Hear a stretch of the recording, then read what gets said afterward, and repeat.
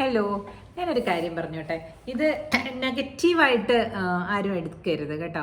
ഇത് negative perspective കാണും ഇതിനകത്ത്, പക്ഷേ ഇത് നെഗറ്റീവായിട്ട് ആരും എടുത്തേക്കരുത്. ഞാൻ പറയുന്നത് എന്തിനാന്ന് വെച്ചാൽ, നമ്മളുടെ ജീവിതത്തിൽ നമുക്കൊരു എല്ലാവർക്കും തന്നെ ഒരു ചെറിയ സ്പേസ് വേണമെന്നുണ്ടാവും. സ്പേസ് എന്ന് ഞാൻ ഉദ്ദേശിക്കുന്ന മെൻ്റൽ സ്പേസ്, ആ ഒരു ഇതല്ല, ശരിക്കുള്ള സ്ഥലം.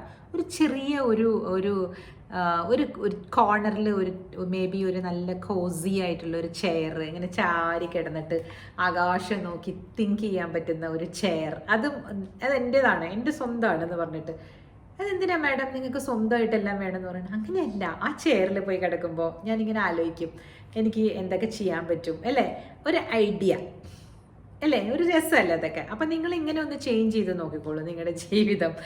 ഒരു പർട്ടിക്കുലർ കോർണർ അല്ലെങ്കിൽ ഒരു ചെയറിൽ നിങ്ങൾക്ക് ചെന്നിരിക്കുമ്പോൾ, ഒരു കോഫി ആയിട്ട് ചെന്നിരിക്കുമ്പോൾ, അല്ലെങ്കിൽ ഇങ്ങനെ പുറത്തേക്ക് നോക്കിയിട്ടിരിക്കുമ്പോൾ പല പല ഐഡിയാസ് മനസ്സിലേക്ക് വരുന്നു. മേ ബി നിങ്ങൾ പുതിയതായിട്ട് വെക്കാൻ പോകുന്ന വീടിൻ്റെ ഇൻറ്റീരിയേഴ്സ്, അല്ലെങ്കിൽ അതിൻ്റെ കേർട്ടൻസിൻ്റെ കളറ്, അല്ലെങ്കിൽ how you are going to decorate your space, നിങ്ങൾ എടുക്കാൻ പോകുന്ന വാടക വീടായിക്കോട്ടെ, അതെങ്ങനെയാണ് നമ്മൾ നല്ല ഭംഗിയായിട്ട് വെക്കുന്നത്, ഇങ്ങനെയൊക്കെ ചിന്തിക്കാൻ ഒരിടം, നിങ്ങളുടേതായ ഒരിടം, അത് നല്ലത് തന്നെയല്ലേ.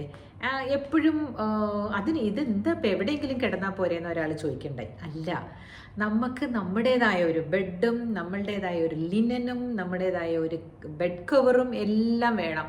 അത് എല്ലാവർക്കും ഒന്ന് കൊടുക്കുകയും ചെയ്യരുത്. അത് നിങ്ങളുടെ ശരീരത്തിൻ്റെ ഒരു ഗന്ധവും, അല്ലെങ്കിൽ നിങ്ങളുടെ പാർട്ട്ണറുടെ ശരീരത്തിൻ്റെ ഒരു ഗന്ധവും ഒക്കെ ഉള്ള ഒരു സ്പേസ് നിങ്ങൾ ആർക്കും അങ്ങനെ ഒരുപാട് കൊടുക്കാൻ പാടില്ല എന്നാണ് എൻ്റെ അഭിപ്രായം. മേ ബി അതല്ല, അങ്ങനെയല്ല, നമ്മൾ ഷെയർ ചെയ്ത് ജീവിക്കണം, കൂട്ടുകുടുംബമാവും എന്നൊക്കെ പറയുന്നവരുണ്ടാകും, കാണാം, ഇല്ലെന്ന് ഞാൻ പറയുന്നില്ല.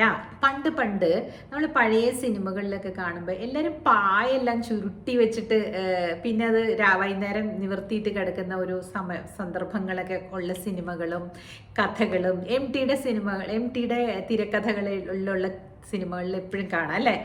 അത് വന്നിട്ട് ആ പായെല്ലാം അവർ കഴുകൂലേ, എപ്പോഴും കഴുകും, അവർ കഴുകി ഉണക്കി, അതൊക്കെ അതിനൊക്കെ ഒരു പ്രത്യേക ക്ലെൻലിനെസ് അവർ കീപ്പ് ചെയ്തിട്ടുണ്ട്. അതൊന്നും നമ്മൾ ശ്രദ്ധിക്കാത്തതുകൊണ്ടാണ്. ഇപ്പോൾ നമ്മുടെ വീട്ടിലേക്ക് ഒരു ഗസ്റ്റ് വരികയാണെങ്കിൽ നമ്മളെപ്പോഴും മാട്രസ് നമുക്ക് മാറ്റാൻ പറ്റില്ല, നമ്മളെപ്പോഴും നമ്മുടെ തലേണ കവറും നമ്മുടെ ബെഡ്ഷീറ്റും എല്ലാം മാറ്റി അവരെ ഒരു ദിവസത്തേക്ക് 2 ദിവസത്തേക്കൊക്കെ നമ്മൾ വിളിച്ച് ഓക്കെ നമ്മൾ കൊടുക്കും അല്ലേ. പക്ഷേ ഒരു സ്ഥിരമായിട്ട് ഇപ്പം നമുക്കൊരു സ്ഥലത്ത് നമ്മൾ ജീവിക്കുകയാണെങ്കിൽ നമ്മുടെ ബെഡ്റൂമും നമ്മളുടെ ആ സ്പേസും നമ്മൾ ഒരുപാട് നമ്മുടെ ഹൃദയത്തിനോട് ചേർത്ത് പിടിക്കുന്ന ഒരു സ്ഥലമല്ലേ അത്, ഇല്ലേ? ആ ഗന്ധം എന്ന് പറയുന്നത് ഒരു സുഗന്ധമായിരിക്കാം. ചിലപ്പോൾ നിങ്ങൾക്ക് ഈ എന്തൊരു മണമായി, ഈ പെർഫ്യൂമിൻ്റെ മണമാണോ ഇത്, എന്ത് സോപ്പായത്, അങ്ങനെ നമ്മൾ വിചാരിക്കില്ലേ. എനിക്ക് പണ്ട് അങ്ങനെ ഒരു ഇഷ്ടമില്ലാത്തൊരു ഗന്ധമുണ്ടായിരുന്നു കേട്ടോ. അത് എന്താണെന്ന് എനിക്കറിയില്ല, എവിടെ നിന്നാണ് എനിക്ക് ആ ഇഷ്ടക്കേട് വന്നതെന്ന് അറിയില്ല. ആ സോപ്പിൻ്റെ പേര് പറഞ്ഞാൽ ഇനിയിപ്പോൾ ആളുകൾ ആരെങ്കിലും ഒഫെൻസീവായിട്ട് വിചാരിക്കുമോ, അതുകൊണ്ടാണ് ഞാൻ പറയാത്തത്. ഒരു പെർട്ടിക്കുലർ സോപ്പാണ്. ആ സോപ്പിട്ട് കുളിച്ച് ആരെടുത്ത് വന്നാലും എനിക്ക് ഇഷ്ടമേ അല്ല. എന്തുകൊണ്ടാണെന്ന് അറിയില്ല. ഇനി അങ്ങനെ എനിക്ക് ഇഷ്ടമില്ലാത്ത ഒരാൾ ഉപയോഗിച്ചിരുന്ന എന്തെങ്കിലും ഒരു സോപ്പിൻ്റെ മണമാണോ അത് എന്ന് എനിക്ക് അറിഞ്ഞുകൂടാ. പക്ഷെ ആ സോപ്പ് എനിക്ക് പറ്റത്തേയില്ല. അപ്പോൾ എൻ്റെ പാർട്ട്ണർ സപ്പോസ് അങ്ങനത്തെ ഇപ്പോൾ ഒക്കെ നമ്മൾ പിന്നെ ഹൈ എൻഡ് വകുപ്പുകളായല്ലോ, നമുക്ക് നല്ല നല്ല സുഗന്ധമുള്ള സോപ്പ് ബാർസ് ഒക്കെയാണ് നമ്മൾ ബാത്ത് ലിക്വിഡ്സ് ഒക്കെയാണ് നമ്മൾ യൂസ് ചെയ്യുക. പണ്ട് അങ്ങനെ ഒരുപാട് ചോയ്സ് ഒന്നും ഇല്ലാത്തപ്പോഴാണ് ഞാൻ പറയുന്നത്. അങ്ങനെ നമ്മുടെ പാർട്ട്ണർ ഇപ്പോൾ അതാണ് യൂസ് ചെയ്യുള്ളൂ എന്ന് വെച്ചിട്ടുണ്ടെങ്കിൽ ഞാൻ എന്ത് ചെയ്തേനല്ലേ? അങ്ങനെയല്ല, മാറ്റി. അദ്ദേഹം അതല്ല യൂസ് ചെയ്യുന്നത്, അതുകൊണ്ട് ഞാൻ രക്ഷപ്പെട്ടു. പിന്നെ മാറ്റിയേനല്ലെങ്കിൽ, കാരണം അതെനിക്ക് ഒട്ടും നിൽക്കാൻ പറ്റത്തില്ല. അതിൻ്റെ സ്മെല്ല് വന്നു കഴിഞ്ഞാൽ ഞാൻ ഓടും, അങ്ങനെയായിരുന്നു. അപ്പം അതുപോലെ ചില കാര്യങ്ങളൊക്കെ ചിലപ്പോൾ നമ്മുടെ ലൈഫിൽ ഉണ്ടാവാം അല്ലേ. അപ്പോൾ നമ്മളത് കോംപ്രമൈസ് ചെയ്യണോ വേണോ എന്നുള്ളതാണ് ഇന്നത്തെ ചിന്താവിഷയം. അതൊന്നും നമുക്ക് കോംപ്രമൈസ് ചെയ്യാൻ പറ്റില്ല. അതായത് നമ്മൾ പുതയ്ക്കുന്ന പുതപ്പ്, അല്ലെങ്കിൽ നമ്മളുടെ ഒരു ഇഷ്ടമുള്ള ടൈപ്പ് ബെഡ്ഷീറ്റ്സ് അല്ലേ, അതൊക്കെ വേറൊരാളുടെ ഇഷ്ടങ്ങൾ നമ്മളിൽ അടിച്ചേൽപ്പിക്കണം എന്നില്ല കേട്ടോ. കാരണം അത് നമ്മളുടേതാണത്. എനിക്കൊരു ഹാബിറ്റ് ഉണ്ട്. എൻ്റെ തലേണ കവറിലൊക്കെ ഞാൻ ഒരു പ്രത്യേക സ്പ്രേ അടിച്ച് വെക്കുമായിരുന്നു. എനിക്ക് അധികവും ഇഷ്ടം ലൈമില്ലേ, ലെമൺ, നാരങ്ങയുടെ സ്മെല്ലുള്ള, അല്ലെങ്കിൽ എന്ത് പുല്ലാണത്, ഇഞ്ചിപ്പുല്ലിൻ്റെ സ്മെല്ലുള്ള ഒരു സാധനം. ഇതൊക്കെ എനിക്ക് ഭയങ്കര ഇഷ്ടമാണ്. എനിക്ക് തോന്നുന്നു എനിക്ക് കുറച്ച് അനീമിയ ഉണ്ടായിരുന്ന സമയത്താണ് എനിക്കത് ഒരുപാട് ഇഷ്ടമായി തുടങ്ങിയെന്ന് എനിക്ക് തോന്നുന്നു കേട്ടോ. പിന്നെ ചില സമയത്ത് അതിന് അത്ര വലിയ ഇഷ്ടം തോന്നാറില്ല, ചില സമയത്ത് ഭയങ്കര ഇഷ്ടം തോന്നുക. അപ്പം ഞാൻ അതൊക്കെ സ്പ്രേ ചെയ്ത് വെക്കാറുണ്ട് എൻ്റെ ബെഡ് ലിനനിലും പിന്നെ ഈ പറഞ്ഞ പോലെ തലേണ കവറിലൊക്കെ. അപ്പം ഞാനിത് ഒരാളടുത്ത് പറഞ്ഞപ്പോൾ, കുറച്ച് ബുദ്ധിയുള്ളൊരു മനുഷ്യൻ്റെ അടുത്ത് ഞാൻ സംസാരിക്കുമായിരുന്നു. അപ്പോൾ അദ്ദേഹം പറയുമായിരുന്നു, നിങ്ങൾക്കൊരു കാര്യം അറിയാവോ, ഈ അഡാപ്റ്റ് ചെയ്യാൻ പറ്റുന്ന ആൾക്കാരാണ് കൂടുതൽ, എവിടെ ചെന്നാലും 4 കാലിൽ വീഴുന്ന ആൾക്കാരാണ് കൂടുതൽ വിജയം കൈവരിക്കുക എന്ന് പറഞ്ഞു. അപ്പം ഞാൻ ചോദിച്ചു അതെന്തുകൊണ്ടാണ് അങ്ങനെ പറയുന്നത് എന്ന് ചോദിച്ചു. അപ്പോൾ അദ്ദേഹം പറഞ്ഞ റീസൺ എന്താണെന്ന് വെച്ചാൽ, നമുക്കങ്ങനെ പ്രത്യേകിച്ച് ഇഷ്ടങ്ങളും അനിഷ്ടങ്ങളൊന്നും ഇല്ലാത്തതുകൊണ്ട് നമ്മൾ എവിടെയും കൂടി പോകുന്നു. പക്ഷെ ഞാൻ എന്ത് ചെയ്തെന്ന് അറിയാം, ഞാൻ വിയോജിച്ചു. ഞാൻ പറഞ്ഞു അങ്ങനെയല്ല സർ, നമ്മൾ ഒരിടത്ത് തന്നെ ഇരിക്കുകയാണെങ്കിൽ, അല്ലെങ്കിൽ നമുക്ക് ഒരേ പ്ലേസിലാണ് നമ്മൾ ജീവിക്കുന്നതെങ്കിൽ നമുക്ക് പ്രാക്ടിക്കലായിട്ട് കുറേ ഗുണങ്ങളുണ്ടാകും. ഫോർ എക്സാമ്പിൾ, ഞാനൊരു വക്കീലെന്ന് വിചാരിക്കും. ഞാൻ വക്കീലായിട്ട് തന്നെ പ്രാക്ടീസ് ചെയ്യുകയാണെങ്കിൽ ഞാൻ ഒരിടത്ത് തന്നെ ഇരിക്കണം, വേണ്ടേ? ഞാൻ ഇവിടുന്ന് ചാടി ഇപ്പം ഞാൻ ഹൈക്കോർട്ട് ഓഫ് ചെന്നൈയിലാണ് ഞാൻ ആദ്യം തുടങ്ങിയത്. ഒരു 10-15 ഇയേഴ്സ് എനിക്ക് അവിടുത്തെ ആളുകളെയൊക്കെ പരിചയമായി. നല്ല പോലെ ഞാൻ ജഡ്ജസും ഒക്കെ ആയിട്ട് നന്നായിട്ട് അവർക്ക് മനസ്സിലാകുന്നുണ്ട് എൻ്റെ face. So they are also appreciating my work. അങ്ങനെ പോയിക്കൊണ്ടിരിക്കുന്ന സമയത്ത് പെട്ടെന്ന് ഞാൻ അവിടെ നിന്ന് പറിച്ചു നടുമ്പോൾ എന്താവും, എൻ്റെ സ്ഥിതി എന്താവും, എന്നെ ആരും അറിയില്ല. വേറെ സ്ഥലത്ത് നിന്ന് കഴിയുമ്പോൾ അറിയില്ല. പിന്നെയും ഞാൻ ആദ്യം മുതൽ നട്ട് വളർത്തണം അല്ലേ? അപ്പോൾ ഒരു സ്ഥലത്ത് തന്നെ ഇരിക്കണം എന്ന് പറയുന്നത് അങ്ങനെയുള്ള പ്രൊഫഷൻസിനെയൊക്കെ ബാധകമാണ്. അപ്പോൾ അതേപോലെ തന്നെയാണ് ഞാൻ ഈ പറയുന്നത്, എൻ്റെ ബെഡ്റൂം എനിക്ക് വേണം എന്ന് പറയുന്നതിൽ തെറ്റുണ്ടോ എന്ന് ചോദിച്ചു. അപ്പോൾ അദ്ദേഹത്തിൻ്റെ എൻ്റെ വീക്ഷണങ്ങൾ വ്യത്യാസമുള്ളതായിരുന്നു. പക്ഷേ ഞാൻ ഇത് വെച്ചിട്ടാണ് ഖണ്ഡിച്ചത്. അതായത് if you are staying in one place itself, no you will be getting more എന്താ പറയുക, ഡെവലപ്മെൻറ്റ്. നമുക്ക് പൈസയും, ഇതിപ്പോൾ ഒരു വീട്ടിൽ നിന്ന് വേറൊരു വീട്ടിലേക്ക് മാറുകയാണ്, അടിക്കടി വാടക വീടുകൾ മാറുകയാണെങ്കിൽ ഞാൻ പറഞ്ഞില്ലേ എന്ന്, ഫിനാൻസസ് ഒക്കെ ഭയങ്കരമായിട്ട് അഫക്റ്റ് ആവുന്നത്. അതാണ് എൻ്റെ ഒരു ഉദാഹരണം പറഞ്ഞത്. പക്ഷേ അദ്ദേഹം പറഞ്ഞത് എന്താണെന്നറിയോ, നിങ്ങളൊരു സ്മോൾ ടൗണിൽ ജനിച്ച ആളല്ലേ, നിങ്ങൾ അവിടെ നിന്ന് മൂവ് ചെയ്തില്ലായിരുന്നെങ്കിലോ എന്തായാലും നിങ്ങളുടെ അവസ്ഥ. ശരിയാണല്ലേ? അപ്പോൾ അങ്ങനെയും ചിന്തിച്ചു നോക്കും. നിങ്ങളുടെ അച്ഛനും അമ്മയും ഇരുന്നിടത്ത് തന്നെ ഇരിക്കാനാണ് നിങ്ങൾ ഇഷ്ടപ്പെട്ടിരുന്നതെങ്കിൽ, അവിടുന്ന് നിങ്ങൾ മൂവ് ചെയ്യാൻ നിങ്ങൾക്ക് ഇഷ്ടമില്ലായിരുന്നെങ്കിൽ നിങ്ങൾ എന്ത് ചെയ്തേനെ? അപ്പം ഞാൻ കുറച്ച് ആലോചിച്ചു, ശരിയാണ്, ഞാൻ എന്തായിരുന്നിരിക്കാം, എൻ്റെ അച്ഛൻ്റെ അമ്മയുടെയും കൂടെ ആ ഏരിയയിലും ആ അടുത്തൊന്നല്ലാതെ ഞാൻ വേറെ വിവാഹം കഴിക്കില്ല, അവിടെ തന്നെ വേണമെന്ന് ഞാൻ വിചാരിച്ചിരുന്നെങ്കിൽ ഞാൻ മാക്സിമം എറണാകുളത്ത് ചിലപ്പോൾ പോയിട്ട് പ്രാക്ടീസ് ചെയ്തിട്ടുണ്ടാവാം, ഞാൻ ആയിട്ടിരിക്കുകയായിരുന്നെങ്കിൽ. അല്ലെങ്കിൽ ഞാൻ എന്തെങ്കിലും ഒരു ടെസ്റ്റ് എഴുതിയിട്ട് ഗവൺമെൻറ് ജോബിൽ കയറി ചെന്നിട്ടുണ്ടാകാം. ഇത്രയൊക്കെ എനിക്ക് ചിന്തിക്കാൻ പറ്റുള്ളൂ. കാരണം അത്രയേ എനിക്ക് ചിന്തിക്കാൻ പറ്റുന്നുണ്ടായിരുന്നുള്ളൂ എൻ്റെ ചെറിയ ബുദ്ധിയിൽ. കാരണം എന്താ, ഞാൻ ലോകം കണ്ടിട്ടില്ല. അതേസമയം ഞാൻ ചെന്നൈയിൽ വന്നു കഴിഞ്ഞപ്പോൾ എനിക്ക് ഇഷ്ടമായിരുന്നു, എനിക്ക് പല പല സ്ഥലത്ത് പോകാനും ഒക്കെ എനിക്ക് ഓപ്പർച്യൂണിറ്റീസ് കിട്ടിയതും. ഞാനുണ്ടല്ലോ, ചെന്നൈ ആദ്യമായിട്ട് കാണുന്നത് വിവാഹം കഴിഞ്ഞതിന് ശേഷമാണ്. അതിന് മുമ്പൊന്നും ഞാൻ പോയിട്ടില്ല അവിടെ. അപ്പോൾ അതുപോലെ പല സ്ഥലങ്ങളും ഞാൻ കാണുകയും കേൾക്കുകയും പല രീതിയിലുള്ള ആൾക്കാരെ കണ്ട് അവരുമായിട്ട് പരിചയമാവുകയൊക്കെ ചെയ്തു. അപ്പോൾ ആ പെർസ്പെക്റ്റീവും കറക്റ്റ് അല്ലേ? അതായത് വേറെ സ്ഥലത്തേക്ക് അഡാപ്റ്റ് ചെയ്യാനുള്ള മനസ്സുണ്ടെങ്കിൽ ഇനിയും നല്ലതല്ലേ? നമുക്ക് കൂടുതൽ എക്സ്പീരിയൻസസ് കിട്ടില്ലേ? ഇല്ലേ? നിങ്ങളൊന്ന് ചിന്തിച്ച് നോക്കൂ. നിങ്ങളുടെ അഭിപ്രായം എന്താണ്? ഇത് രണ്ടും കറക്റ്റാണെന്ന് എനിക്ക് തോന്നിപ്പോയി. കാരണം ഇതിന് പ്രത്യേകിച്ചൊരു ഫോമുല പറയാൻ പറ്റില്ല. ഒരിടത്ത് തന്നെ ഇരുന്നാലേ വലുതാവുള്ളൂ എന്ന് എനിക്കപ്പോൾ പറയാൻ പറ്റുന്നില്ല. കാരണം ഞാൻ അവിടെ നിന്ന് അദ്ദേഹം ചോദിച്ച ചോദ്യത്തിന് ഉത്തരമാണ് ഞാൻ പറയുന്നത്. ഞാനൊരു സ്മോൾ ടൗൺ ഗേളാണ്, ഞാൻ അവിടെ തന്നെ ഇരുന്നിരുന്നെങ്കിൽ എനിക്ക് ഇത്രയല്ലേ വളർച്ച ഉണ്ടാവുള്ളൂ എന്ന്. അതും ചിന്തിക്കേണ്ട കാര്യമാണല്ലേ? ശരിയാ. അപ്പോൾ സർക്കംസ്റ്റൻസസ് അനുസരിച്ചിട്ട് മാറേണ്ടി വരും. ചിലപ്പോൾ അവിടെ തന്നെ ഇരിക്കുന്നതായിരിക്കും നല്ലത്. ഇപ്പോൾ ഹൈക്കോർട്ടിൽ ജഡ്ജസ് ഒക്കെ ഇല്ലേ, അവർ പല പല സ്ഥലത്തു നിന്ന്, ഇപ്പം ബോംബെയിൽ നിന്നുള്ള ജഡ്ജസ് കേരളത്തിലേക്ക് വരുന്നുണ്ട്, കേരളത്തിൽ നിന്നുള്ളവർ ബോംബെ വിടുന്നുണ്ട്. പക്ഷെ അധികവും നമ്മുടെ ഹോം സ്റ്റേറ്റിൽ തന്നെയാണ് അവർ നിയമിക്കപ്പെടുക.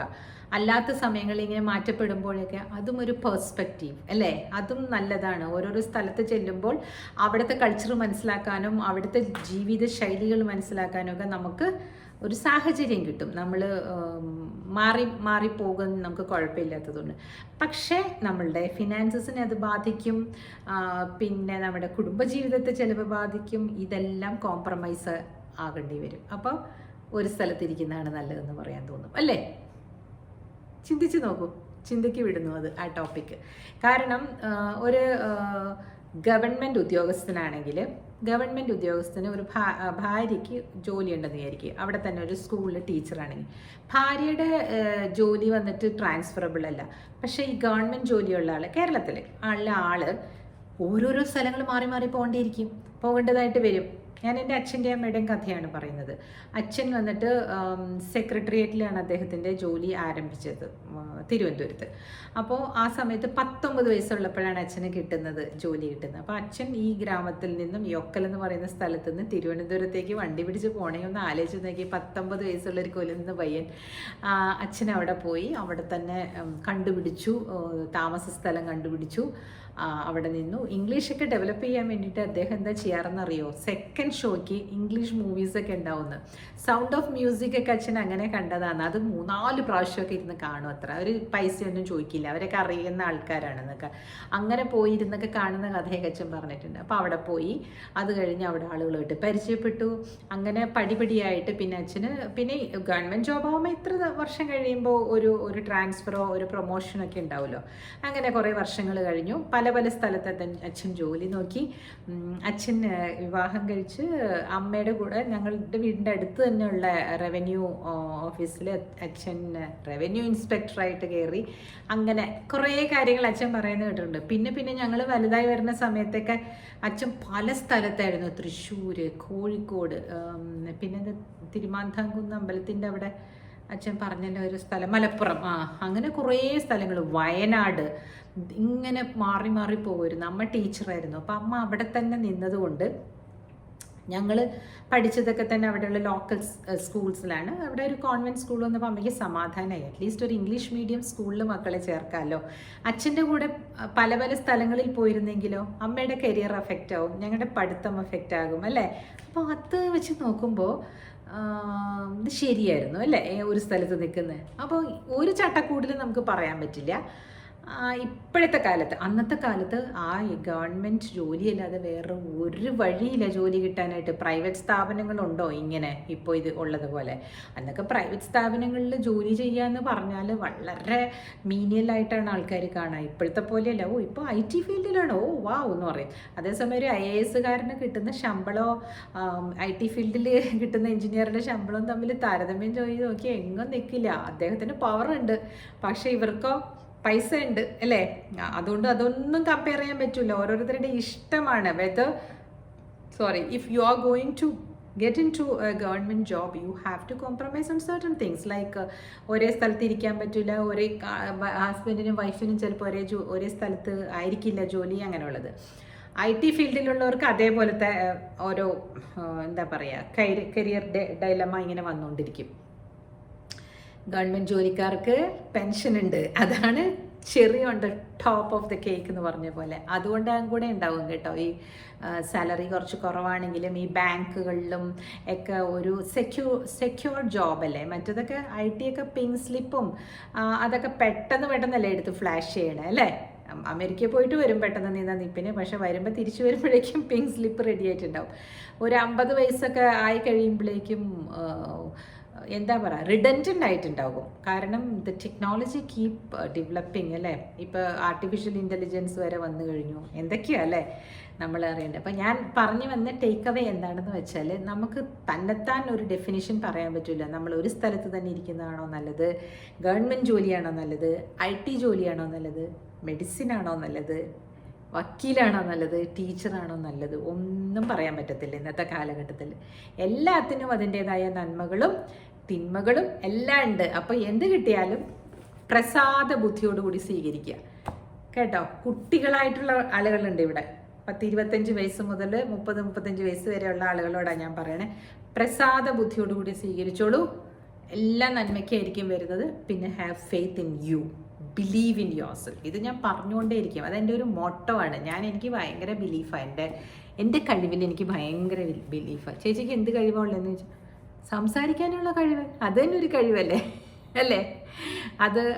അതൊരു കഴിവ് തന്നെയാണ്, എല്ലാവർക്കും പറ്റാത്ത ഒരു കഴിവ് അല്ലേ. അപ്പോൾ അതുപോലെ നിങ്ങളിലും ഉണ്ടാകും ഒരു കഴിവ്.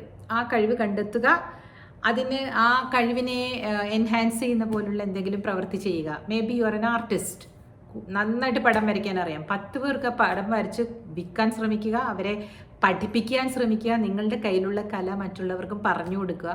ഡാൻസർ ആയിരിക്കും നിങ്ങൾ, അപ്പോൾ നിങ്ങൾ ഡാൻസ് പഠിപ്പിച്ചോളൂ. ഞങ്ങളുടെ മാഷുണ്ടല്ലോ മോഹന മാഷ്, ചിലപ്പോൾ കേൾക്കുന്നുണ്ടാവും ഇത്, മോഹന മാഷ് ഇങ്ങനെയാ കലാക്ഷേത്രത്തിൽ നന്നായിട്ട് ഭയങ്കര ഹാർഡ് വർക്കിംഗ് ആണ് മോഹൻ മാഷ്. എല്ലാവർക്കും കറക്റ്റായിട്ട് പഠിപ്പിച്ചു കൊടുക്കും. പുള്ളി എന്നിട്ട് ആ 2-3 മാസത്തെ വെക്കേഷൻ ഉണ്ടല്ലോ കോളേജിലൊക്കെ കലാക്ഷേത്രത്തിലൊക്കെ, അവിടെ നിന്ന് പോയിട്ട് പുറത്ത് പോയിട്ട് പുള്ളിയുടെ ഫോറിൻ സ്റ്റുഡൻസൊക്കെ സിമ്പോസിയംസും ചെറിയ ചെറിയ വർക്ക്ഷോപ്സിനൊക്കെ പുള്ളിക്ക് വിളിക്കും. 2-3 മാസം അങ്ങനെ യൂറോപ്യൻ കൺട്രീസിലും അമേരിക്കയിലും ഒക്കെ കറങ്ങിയിട്ട് വരും. എന്ത് രസമാണെന്നറിയാം അത് കേൾക്കാൻ. അപ്പോൾ നോക്കൂ, ഭരതനാട്യമാണ് അദ്ദേഹത്തിന് പഠിച്ചിരിക്കുന്നത്. കല എവിടെയൊക്കെ കൊണ്ടുപോയി എത്തിച്ചെന്ന് നോക്കൂ. അപ്പോൾ ഒന്നിനെ നമ്മൾ കുറവായിട്ട് കാണേണ്ട ആവശ്യമില്ല. അപ്പോൾ ഏതാണ് നമ്മുടെ മുമ്പിൽ വന്ന് വിടുന്നത് അത് ഉപയോഗിക്കുക, അത്രേ ഉള്ളൂ കേട്ടോ. അപ്പം നാളെ വീണ്ടും ഒരു ചിന്തയായിട്ട് വരുന്നതായിരിക്കും. ബായ്.